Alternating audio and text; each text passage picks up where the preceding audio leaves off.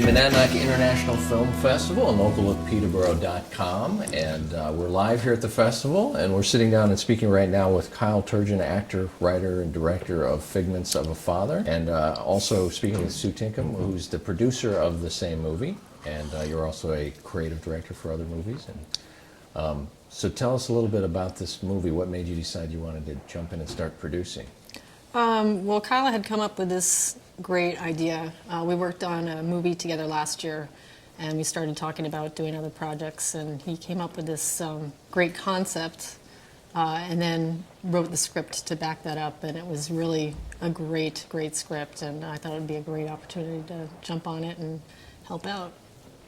So tell us about the great idea and the script. She's being really generous when she says that. The first idea was much a fledgling idea. It was totally different.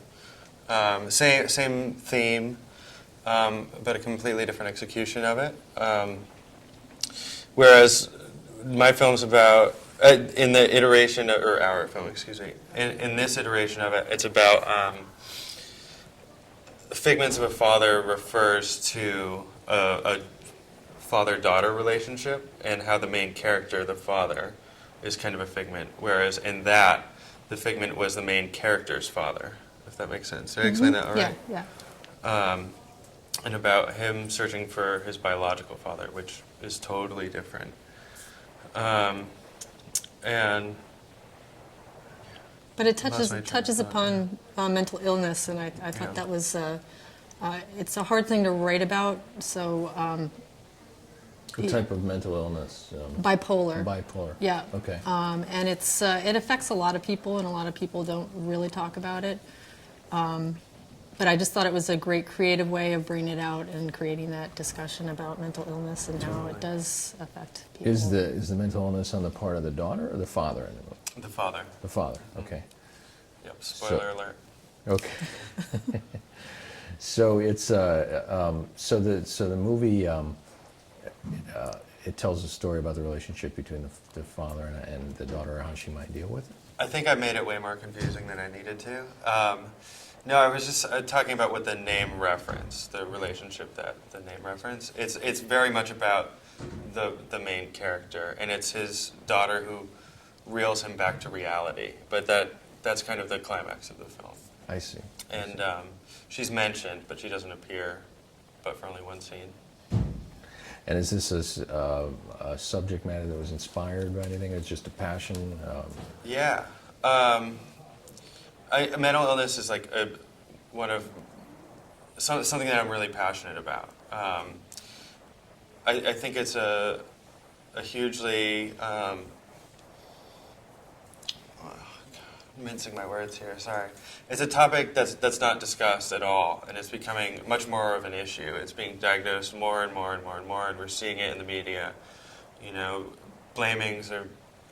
shootings are being blamed on mental illness, and I think the public is largely misinformed, and we're hoping through this to create a dialogue, which is Sue's word for it, about mental illness that's accessible through a narrative format. And how's the reaction been as far as people that have seen the movie and on the topic matter? Are they more interested? Do people come back to you and talk to you, either relating stories or have they learned something new that they didn't know about when they see the movie? I think people are surprised that that form of mental illness, the bipolar, can affect someone in that way where his reality is completely not connected with the reality of the world. I think people are surprised about that can actually be an event that someone actually experiences, and I think that was kind of interesting. Again, it's something that people don't talk about, and not a lot of people know about it, so it's nice to get the information out there. And also show that some mental illnesses are not dangerous. You know, they're just suffering from a big part of it. imbalance, right? And a lot of people get scared by people with mental illness, thinking that it's one form or the other, and assuming that it's a dangerous thing, and it's not. Big misconception on how. Yeah, How it might there are affect. different forms of mental illness, so I think it's important to show people the difference. Yeah. I don't think that people are really learning anything from it. It's not educational at all. Bipolar isn't even referenced. I mean, it's just like what the line that pulls us back into it, into reality, basically, when we come into the third act, is, you know, you can't stop taking your medication. You know, it pains me to see what it does to your family. And that's pretty much all. It's intentionally not heavy-handed. It's just kind of an awareness thing. And this was shot here locally and used with local actors and stuff? Yeah, it was, well, we shot at Bretton Woods, at the Mount Washington Resort in Bretton Woods for 2 days, Peterborough Historical Society for 1 day, and Plymouth State University for 1 day. We had 4 local actors from New Hampshire, is that correct? Let's see. 1, 2 from New Hampshire, One Ben, Ian, and then Chase. We're all from, so 3 from New Hampshire. Lindsay and Audrey were from Boston, and then Christian was from New York. I'm missing one now. What scenes did you shoot in the Peterborough Historical Society? It was actually an office scene of Den. Sorry, and it had the nice. We had to kind of find a location that mirrored the Mount Washington Resort, which is kind of tough to do because it's very opulent and very So beautiful, yeah. so beautiful. So the Historical Society had a nice open, dark paneled room that we used for the den scene. It seemed to tie in good. And what's so cool is it has that wood paneling, so we built the whole set from scratch. The production designers did an incredible job. Right. But we needed to, because there's like an arc in the production design and the world deteriorates, so we needed something that we could then flip and make look crappy, institutional. And so what we did is built a set, shot everything out, and literally turned the camera 180 degrees and built another identical set on the other side. But it has like white walls, whereas there's like a balcony, Fireplace. on one side, a fireplace. On the other side, it's just flat wood paneling with a white wall above. And This is part of his imagination type of The sequence or transformation something. of as he starts getting balanced through medication, the reality starts showing itself, revealing itself. Interesting. That's a fascinating way to do it. yeah.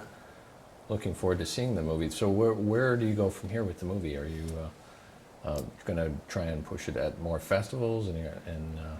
Yeah. We created an Excel document that was like 80 festivals long. It was like, it took me months. It was so hard for me to do. And we got like each bit of information and then made it sortable. And then I realized how much that was going to cost. It was going to be like, God, I don't know, $4,000 or something. I was like, I don't have that. And so I had to pare it down. And I think I took out, I think we're to like 37. So we're waiting to hear back from the next 4 right now, and then every month we're doing about another 4. So we just barely finished the final cut, actually, like 2 weeks ago. So. Oh, wow. Well, I was going to ask, my next question was, are you working on any new projects? But you're probably still finishing up this one. But do you have any scripts in mind that you're working on next? We did just barely finish this. Sue and I are talking about doing one this fall that we're pretty excited about in Block Island. We're going to go out and check it out. The location in a lighthouse is about a lighthouse keeper in some form. Still nailing down the story, but and then I'm just writing a bunch of stuff that'll probably end up being samples. But Good. How about you, Sue? Are you? Yeah, that's the next big thing is the Block Island story, getting that nailed down and hopefully filming in the fall for that. Other than that, it's just day job stuff. So. Good. Good. Well, thank you so much, and enjoy the rest of the festival. Thank you. And much success to the film, and look forward to interviewing you next year. Thank so you. much. Thank you.